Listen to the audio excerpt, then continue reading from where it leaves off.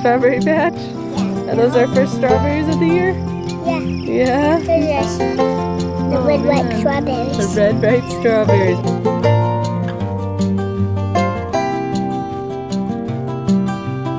Hello everyone, it's Rebecca with Hands and Feet Homestead. Welcome back to the channel. It's been a very busy spring, getting the garden all prepped, and today we have our radishes all ready for harvest, so I was going to take you along as we harvest those. Today I'm going to show you how to preserve your radishes 3 different ways, one of which is going to be using the radish greens, so don't throw those out. And we're going to be making spicy Mexican pickled radishes, lacto-fermented radishes, and a radish green pesto. And you can find all 3 of these recipes written out on my blog, handsandfeethomestead.com, and I'll leave it in the description box below if you'd like to check it out. Alright, well, here we are. We're going to go get started harvesting the radishes. Did you get one too? Wow, that's a big one. That's good. And there's a little one. Yep, those were definitely ready. Alright, we're going to go harvest some of these radishes, not all of them. We'll leave some of them fresh in there so we can eat them fresh from the ground, but we'll harvest a good amount so we can start preserving them. You got some? Alright, put them in the basket, Selah. Good job. Oh, one is like a crazy one. You got a crazy one? Let's see the crazy one. Okay. It's inside of this. Oh. Let's see. It's a little. Oh, that one is a little crazy. What happened to that one? That one's a little crazy. That's alright. Oh, look at how long that one is. Yeah. That's a fat one. Good job. Good job.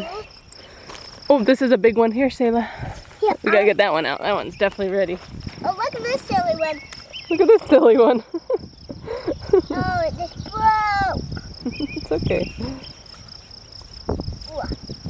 Alright, that's good for those ones. Look, we have to get some of these purple ones. Oh, we got a big one. Oh, look at that one. Selah, come over here and get these purple ones. You want to come get the purples? Oh, she's gonna. Oh, this is like a little one. Yeah. It's okay. Oh, this is a nice one. Big one. Oh, there's another big one. Got a big one. Good job. Got a big one. You got a big one? All right. I picked these. Hey, look, I also have a pink one. Wow! And also, look, I have a pink one. Oh, look at, they look so pretty all together, don't they? Yeah. Look. Yeah. You got one? You can go put it in the basket. Hey, look, Mom. Go ahead, throw it in. I'm gonna put some more too. Here, look, over here, there's, whoa, look at that one. That's a big one. Here, you gonna get it, Selah? What?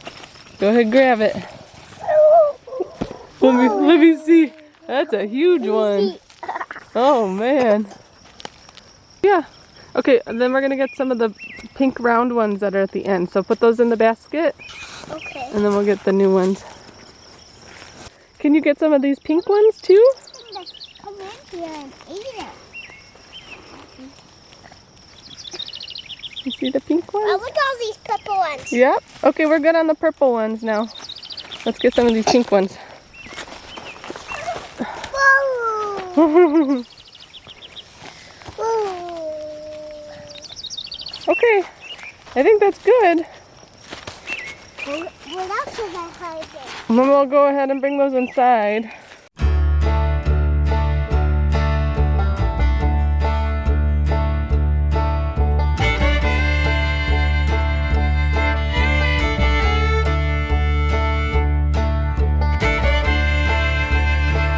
Okay, so I have all the radishes all washed, and I separated off the green tops and discarded any of the yellow or not so good looking pieces.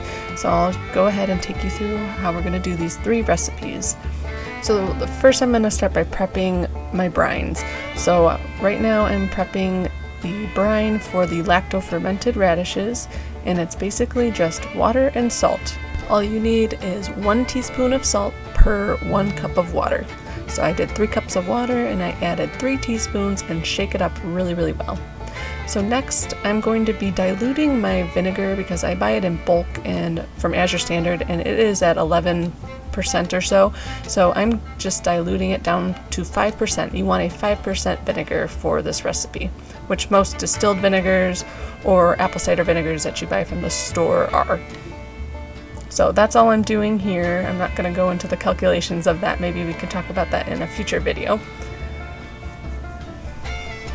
But I'm just prepping this vinegar for the spicy Mexican pickled radishes. So that vinegar is all ready to go. Again, that is just plain 5% acidity vinegar, white distilled vinegar.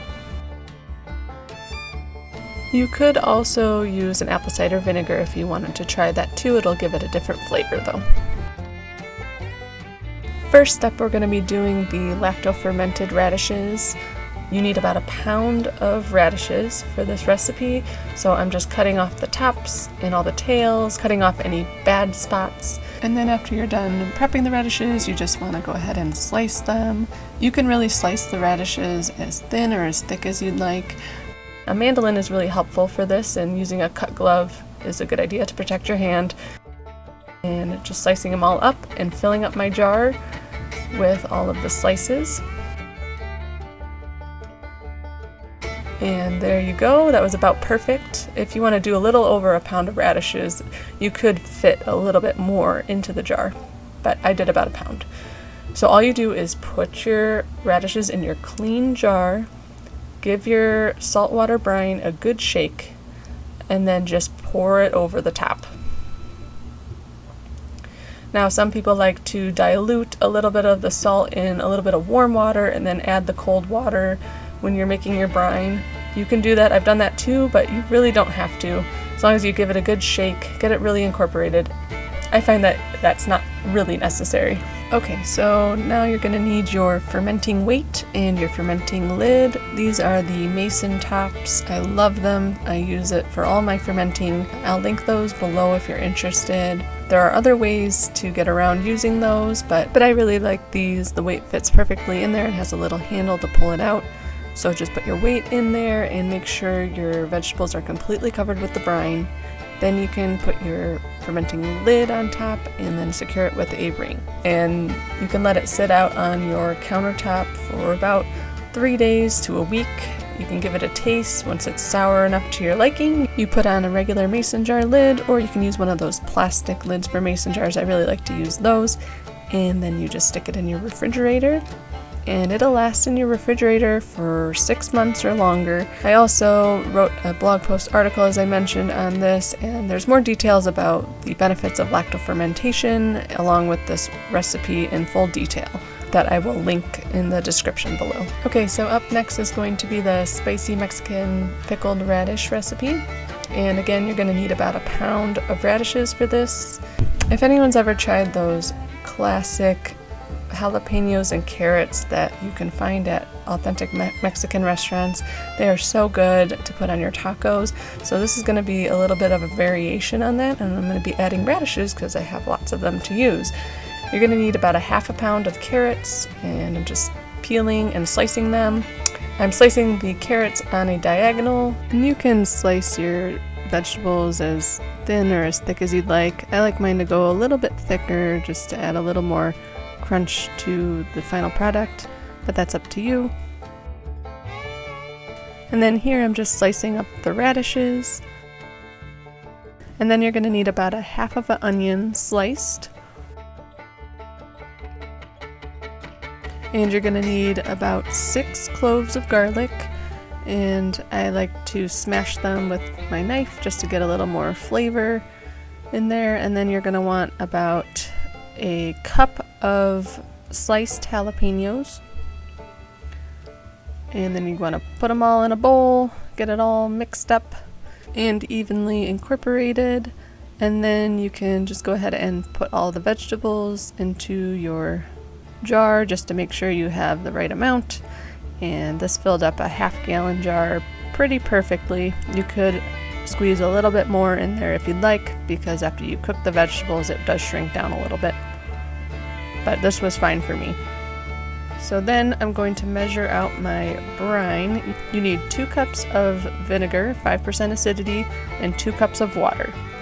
And then go ahead and put that into your stock pot. So then you're going to want to add 1 tablespoon of black peppercorns, 6 bay leaves,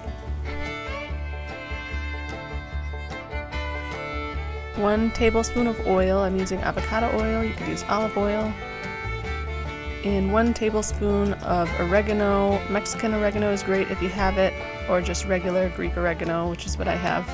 4 teaspoons of salt, a tablespoon of sugar,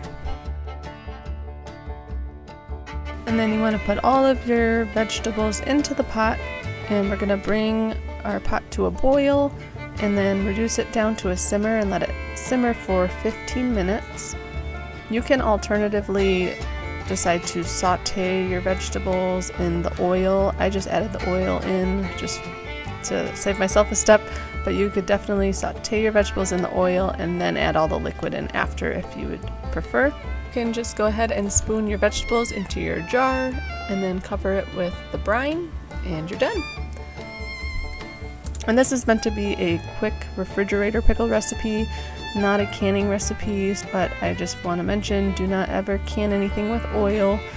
This recipe does contain oil, although you can leave it out. When your jar is completely cooled, you can put a lid on it and stick it in your refrigerator. Sources say that pickled vegetables will last 3 to 4 weeks in your refrigerator, but my personal experience is that they last a lot longer than that. Use your judgment. If it looks bad or smells bad, throw it out, but they should last you a good amount of time in your refrigerator.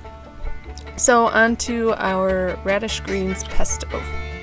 So you're gonna need about 4 cups of packed radish greens, and that was about a gallon freezer bag full. And you're gonna add 6 cloves of garlic, the juice of 1 lemon,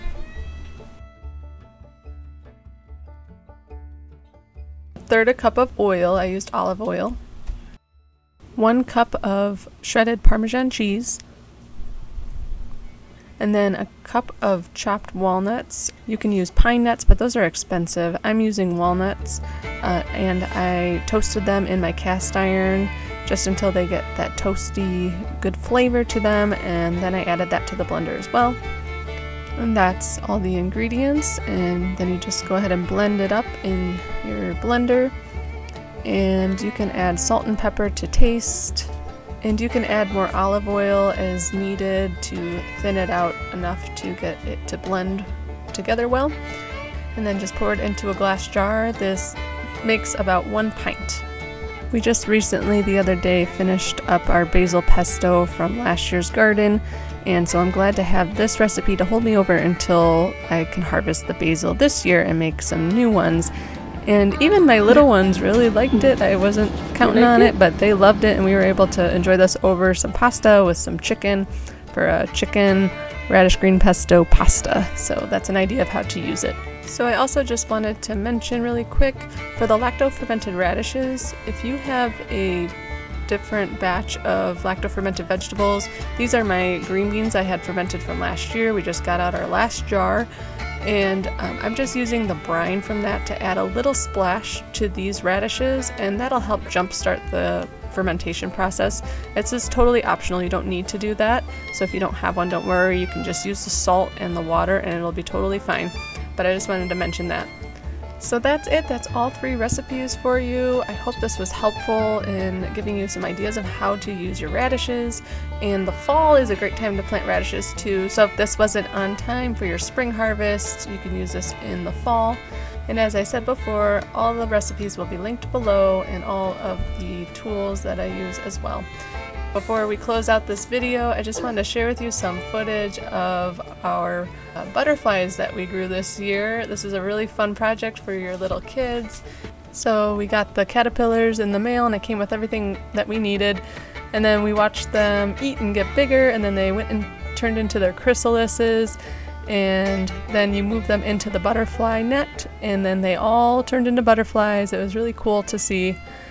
And then we decided to let them go free outside in our lilac garden. So I hope you enjoy watching them the butterflies go free. And thank you so much for watching this video. If you enjoyed the video, please give it a thumbs up and don't forget to hit the subscribe button and leave me a comment below. I'd like to hear from you. As always, we will see you on the next video. Take care and God bless. Look at him go! That's so cool!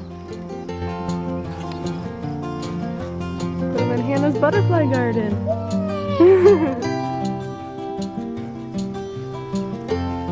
There you go.